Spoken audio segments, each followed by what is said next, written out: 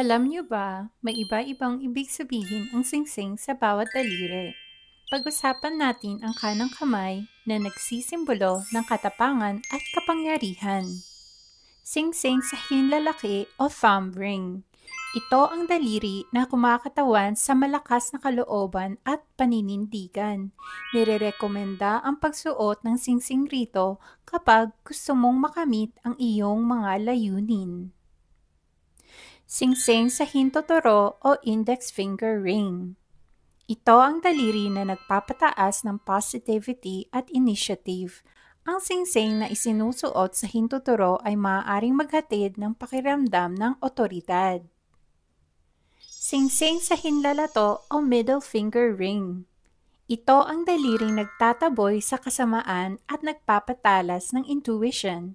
Maaaring maghatid ng pakiramdam ng confidence, freedom at self-trust.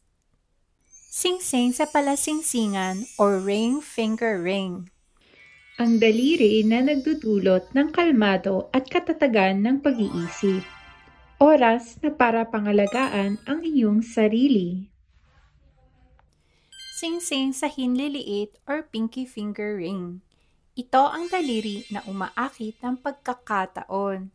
Expression rin ito ng self-love at respect. Ito ay para sa mga gustong matupad ang kanilang mga pangarap at hiling. Dreams do come true. Sabihin mo sa comments kung anong daliri ang gusto mong suotan ng mga singsing.